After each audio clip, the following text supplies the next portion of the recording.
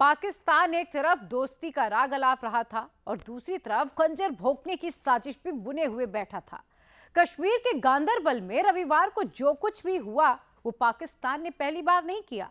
दोस्ती की बात की और धोखा पाकिस्तान की पुरानी फितरत रही है, लेकिन वो ये भूल बैठा कि भारत की फितरत अब बदल चुकी है। उरी और पुलवामा का बदला भारत ने कैसे लिया था, शहबाज शरीफ को खुद पाकिस्तानी ही ये याद दिलाने लगे।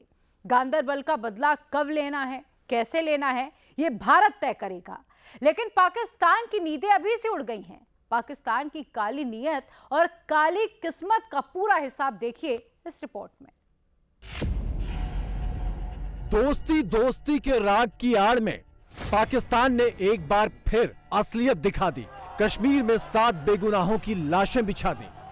भारत का उभरता हुआ जो उनका इन्फ्लुएंस है और उनकी इकॉनमी, ये इनको हजम नहीं हो रही और बार बार ये अटैक करते रहे। आप कहते हैं कि जिहाद करना है। गांदरबल आतंकी हमले का मास्टरमाइंड, पाकिस्तान का परमानेंट मेहमान। अब इस तरह के और भी बहुत सारे अनमोल रतन है, हमने कोई एक थोड़ी रखा हुआ है, हमारे पास तो ये लंबी लिस्ट है। मतलब आप 2 मारेंगे, हम 4 और खड़े कर देते हैं। पाकिस्तान जो करेगा वैसा ही भरेगा, यही है भारत का ऐलान। इंडिया ने कहा है कि हम पैसिव नहीं रहेंगे, हम एक्टिव रहेंगे। इंडिया का concept on Kashmir has changed a lot. Kashmir में बारूद बिछाकर कश्मीर का ख्वाब देख रहे हैं शहबाज। 78 साल हो गए पाकिस्तान बने, सिर्फ एक ही हमारे पास मौजूद है कि कश्मीर का इशू खत्म हो गया तो हमारी आर्मी भूखी मर जाएगी। रविवार रात कश्मीर के गांदरबल में जो हुआ, उससे एक बार फिर इस पर मोहर लग गई कि पाकिस्तान चाहे जितना भी दोस्ती के नाम पर गिड़गिड़ा ले, उसकी खूनी फितरत कभी पीछे नहीं रह सकती। आतंकवादियों ने जिस जगह पर 7 लोगों की जान ली, वो श्रीनगर लेह नेशनल हाईवे का हिस्सा था, जिस पर सुरंग तैयार की जा रही थी। इस सुरंग के रास्ते जम्मू कश्मीर के विकास की रफ्तार बढ़नी है, लेकिन यही बात तो पाकिस्तान से देखी नहीं जा रही। इस रीजन को आगे बढ़ने के लिए ये दहशतगर्दी या दूसरे जो हालात हैं, इनसे दूर रहना होगा, दूर रहना चाहिए। भारत का उभरता हुआ जो उनका इन्फ्लुएंस है और उनकी इकॉनमी, ये इनको हजम नहीं हो रही और बार बार ये अटैक करते रहे।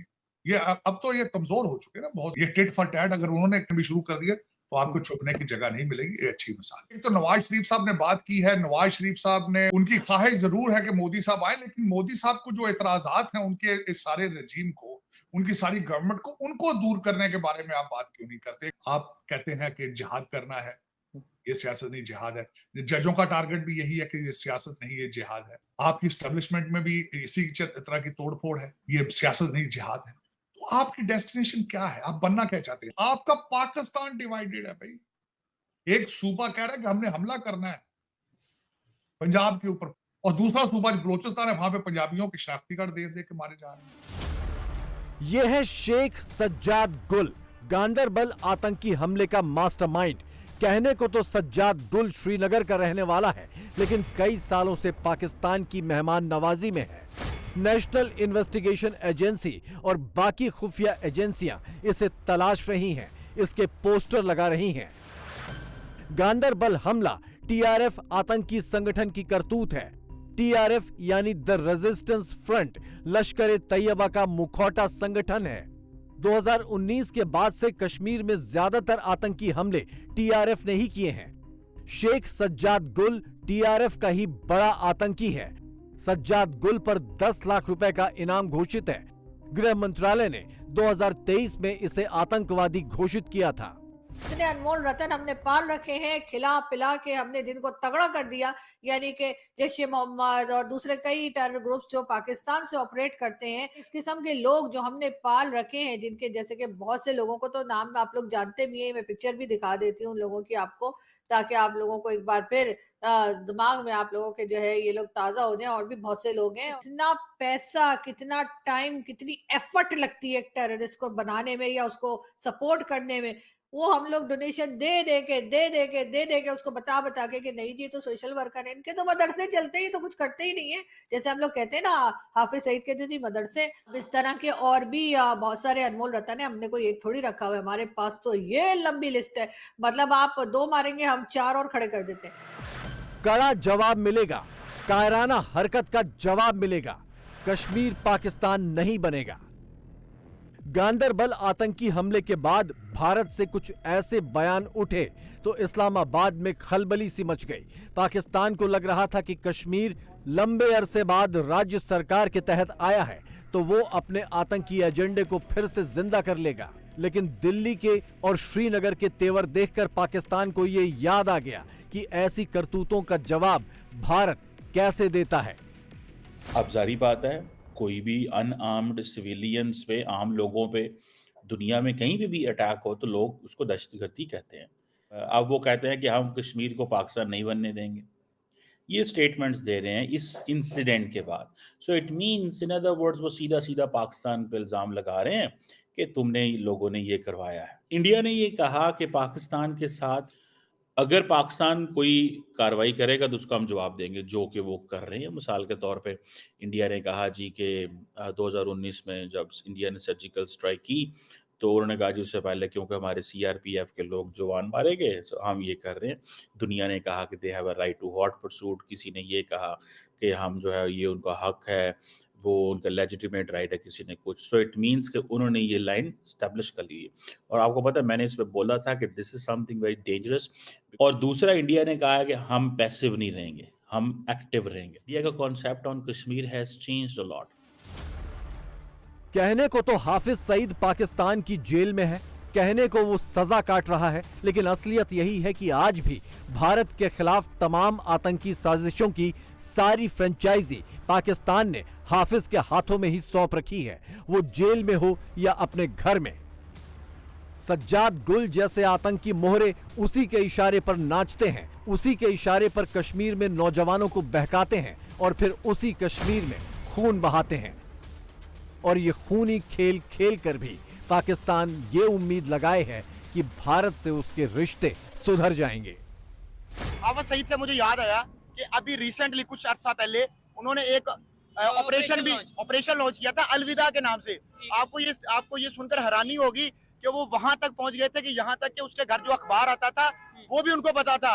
और ये प्राइम मिनिस्टर मोदी के सुपरविजन में ये ऑपरेशन चल रहा था। ठीक हो गया, लेकिन वो किसी वजूहात की वजह से वो कामयाब नहीं हो पाया। लेकिन अगर वो कामयाब हो जाता तो आज ये हाफिज सईद वाला मसला ये एब्सोल्यूट हो जाना था, ये मसला खत्म हो जाना था। उनके मुताबिक वो एक इंटरनेशनली सर्टिफाइड टेररिस्ट है। 26/11 में वो कहते हैं मुलविस है। अगर उसका हिसाब किताब वो बराबर करना चाहते हैं तो वहां से मामला आगे बेहतरी की तरफ जा सकते हैं। जम्मू कश्मीर में चुनाव के ऐलान के साथ पाकिस्तान ने आतंकियों की खेपें भेजनी शुरू कर दी थी, लेकिन ये आतंकी जम्मू के पहाड़ी इलाकों से आगे नहीं बढ़ पाए। चुनाव शांतिपूर्ण हुए और शानदार आंकड़ों के साथ जम्मू कश्मीर में वोटिंग हुई। इसका मैसेज पूरी दुनिया में यही गया कि कश्मीर में अब पाकिस्तान को पूछने वाला कोई नहीं है। इसीलिए बौखलाकर पाकिस्तान ने चुनाव के बाद एक और बड़ी खूनी साजिश अंजाम दे डाली। 77 साल हो गए पाकिस्तान बने, सिर्फ एक ही हमारे पास मौजूद है कि कश्मीर हाँ, पे बस वोटिंग के इसकी लिए। वजह आपको नहीं समझ आ रही। नहीं। अगर आज कश्मीर का इशू सोल्व हो जाए, हाँ। हुकूमत जो है उसे बजट किसने देना है दिफा के लिए? वो तो फिर आवाम की तरफ आ जाएगा। यही मसला है ना। अच्छा, ये सारा के सारा आर्मी, मतलब आप समझ रहे हो कि आवाम मिलना चाहती है, आवाम मिलना चाहती है। घर जाना है या नहीं? आपको क्या लगता है जो डिफेंस हम हर साल बढ़ा रहे हैं, ये डर है कि इंडिया हमला करेगा? जो डिफेंस की नहीं बताओ, वहाँ से हमले का डर है? हमले का डर बस एक, जब इलेक्शन आएंगे तो तभी होगा। जब कश्मीर इशू सॉल्व हो जाएगा, वो चाहे मुज़ाकरात से हो चाहे जैसे भी हो, तो हमारा डिफेंस बजट ऑटोमेटिकली हाफ से भी कम पे आ जाएगा। ठीक है, और जो हाफ से कम पे आएगा वो सारा डिफेंस बजट अवाम पे तो लगेगा। इंडिया तो चाहता है कि बातचीत हो, फिर हमारी आर्मी दरमियान में आ जाती है। आतंकवाद पर पाकिस्तान का दोमुहा रवैया किसी को बताने की जरूरत नहीं, लेकिन फिर भी कुछ ताजा नमूने देख लीजिए। बलूचिस्तान में पंजाबियों को टारगेट किया गया तो पाकिस्तान आंसू बहाने लगा, लेकिन उसी पाकिस्तान की साजिश से कश्मीर में दूसरे प्रदेशों के लोगों की जान ली जा रही है। बलूचिस्तान में पाकिस्तान बलोचों के खिलाफ ऑपरेशन चला रहा है, लेकिन कश्मीर में आतंकियों के खिलाफ ऑपरेशन पर मानवाधिकार हनन का रोना रोता है। खैबर पख्तूनख्वा में आजादी की मांग को पाकिस्तान देशद्रोह बताता है, लेकिन कश्मीर में आतंकवाद को बेशर्मी से आजादी की लड़ाई कहता है।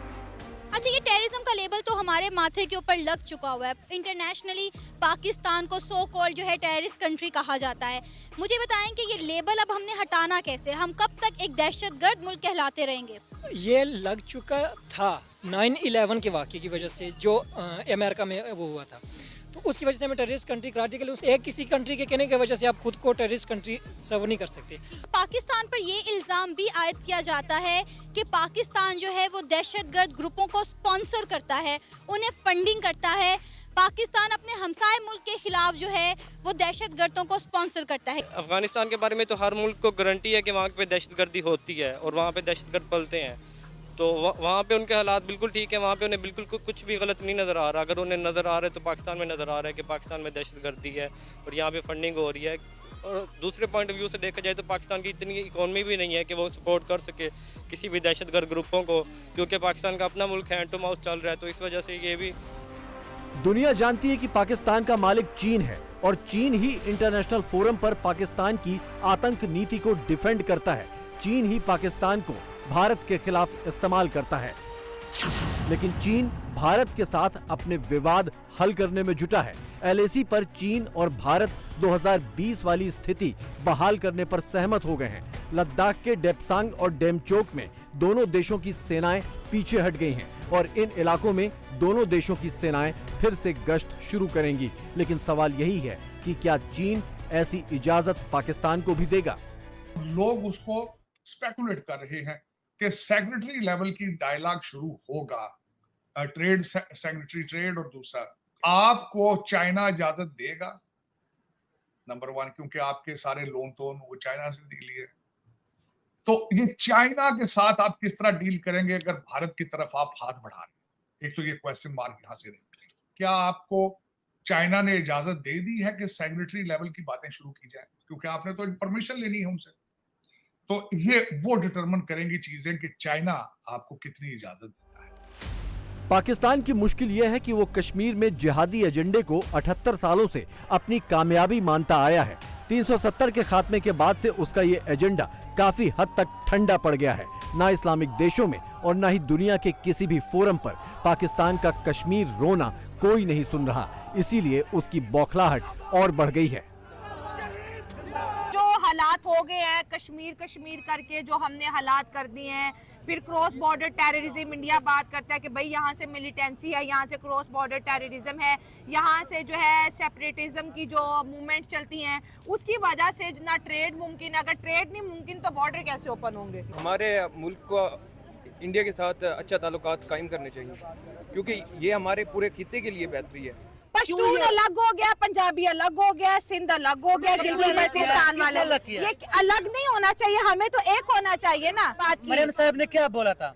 ये जो वजीर आला है पंजाब का, हाँ। पंजाब पठानों का क्या नाम रखा था? किस ये दहशतगर्द है, हाँ। यहाँ पर आते दहशतगर्दी फैलाते हैं। अच्छा, सज्जाद गुल जैसे मोहरों के जरिए कुछ एक खूनी वारदातें अंजाम दिलवाकर पाकिस्तान सोच रहा है कि कश्मीर मुद्दे को जिंदा रख लेगा। हकीकत यह है कि हाफिज सईद और मसूद अजहर जैसे आतंकी सरगना खुद पाकिस्तान पर ही बोझ बन गए हैं।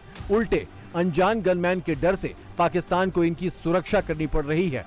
सो अलग कश्मीर की बात तो काफी पीछे छूट गई।